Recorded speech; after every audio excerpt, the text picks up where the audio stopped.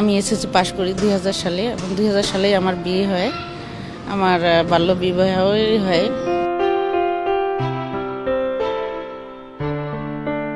পড়াশোনার প্রবল ইচ্ছে থাকা সত্ত্বেও বাবা মা এবং দারিদ্রতার কারণে 2000 সালে মাত্র 17 বছর বয়সে বিয়ে হয় নীলফামারীর শারমিন আক্তারের। বিবাহিত জীবনের পর স্বামী সামান্য বেতনের গার্মেন্টস কর্মী হওয়ায় সংসারে অভাব অনটন লেগেই থাকত।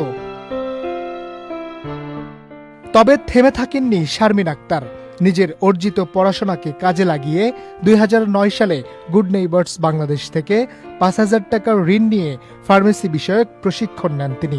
এভাবেই কয়েক ধাপে গুড নেইবার্স বাংলাদেশ থেকে প্রায় 1.5 লক্ষ টাকা ঋণ নিয়ে সমবায় সমিতির কার্যক্রম শুরু করে নিজেই গড়ে তুলেছেন একটি সমবায় সমিতি, যেখানে 2053 জন নারীর জন্য গড়ে তুলেছেন কর্মসংস্থান।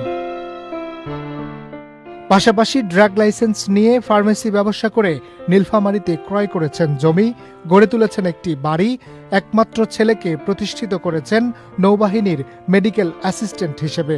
এসব কিছুর জন্য বেগম রোকেয়া দিবসে উপজেলা পর্যায়ে শ্রেষ্ঠ অদম্য নারী হিসেবেও পুরস্কৃত হন শারমিন। আসলে আমি অনেক কষ্টে, অনেক নিজের ভাবনায়, নিজের উদ্যোগে আমি এগিয়ে যাই সামনের দিকে। গুড নেইবার্স বাংলাদেশ এর মতো প্রতিষ্ঠান আমার সামনে এসে বিধায় আমি কিন্তু আজকে সফল হতে পেরেছি, উন্নয়ন করতে পেরেছি। ছেলে মেয়ে লেখাপড়াও করাতে পারছি। ছেলে এসএসসি পাশ করার পরে নৌবাহিনীতে মেডিকেল অ্যাসিস্ট্যান্ট পদে চাকরি করতেছে। এটা আমার জন্য অনেক বড় একটা পাওয়া, কারণ আমার যে পরিশ্রম সার্থক হয়েছে এবং আমি আজকে সফল। শুধু শারমিন আক্তারই নয়, এমন শারমিনের মতোই আরও 21 জন নারী নেতৃত্বাধীন সমবায় সমিতির বাস্তব জীবনের সাফল্যের গল্প সংকলিত হয়েছে সমবায় সমৃদ্ধি সফলতার গল্পগুচ্ছ একটি বইয়ে। 17 ডিসেম্বর বুধবার রাজধানীর আগারগাঁওয়ে সমবায় ভবনে সমবায়ে সমৃদ্ধ সফলতার গল্পগুচ্ছ বইয়ের মোড়ক উন্মোচন অনুষ্ঠানের আয়োজন করেন গুড নেইবার্স বাংলাদেশ। তৃণমূল পর্যায়ের নারীদের টেকসই সামাজিক ও অর্থনৈতিক পরিবর্তনে নেতৃত্ব দিতে অনুপ্রাণিত করা ও সমবায়ের মাধ্যমে কিভাবে নারীরা সঞ্চয়, নেতৃত্ব এবং উদ্যোক্তা হয়ে নিজেদের জীবন ও কমিউনিটিতে টেকসই পরিবর্তন এনেছে, সেটি এই বইয়ের মূল উদ্দেশ্য। অনুষ্ঠানে সভাপতিত্ব করেন গুড নেইবার্স বাংলাদেশের ম্যানেজিং ডিরেক্টর বার্টিন গোমেজ। সভাপতির বক্তব্যে তিনি বলেন, এই বইটি শুধু একটি প্রকাশনা নয়, এটি নারীর আত্মমর্যাদা, নেতৃত্ব এবং সমবায়ের শক্তির জীবন্ত দলিল। যে নারীরা একসময় নিজের নাম লিখতে পারতেন না, আজ তারাই উপজেলা, জেলা ও বিভাগীয় পর্যায়ে স্বীকৃতি পাচ্ছেন।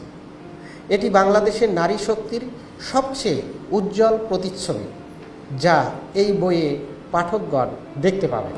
অনুষ্ঠানে প্রধান অতিথি হিসেবে উপস্থিত ছিলেন সমবায় অধিদপ্তরের মহাপরিচালক মোহাম্মদ ইসমাইল হোসেন।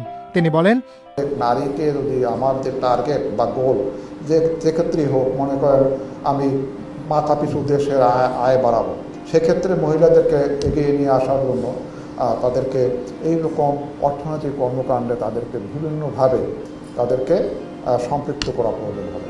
এছাড়াও অনুষ্ঠানে উপস্থিত ছিলেন বইটির সম্পাদক ও জনস্বাস্থ্য বিশেষজ্ঞ doctor Abu Jamil Faisal, Bangladesh health reporters ফোরামের সভাপতি রাশেদ রাব্বি, বিভাগীয় সমবায় কার্যালয়ের যুগ্ম নিবন্ধক মোহাম্মদ কামরুজ্জামান, সমবায় অধিদপ্তরের ঊর্ধ্বতন কর্মকর্তা সহ 80 জন সমবায় সমিতির নারী উদ্যোক্তারা। Harunur Rashid, channel I.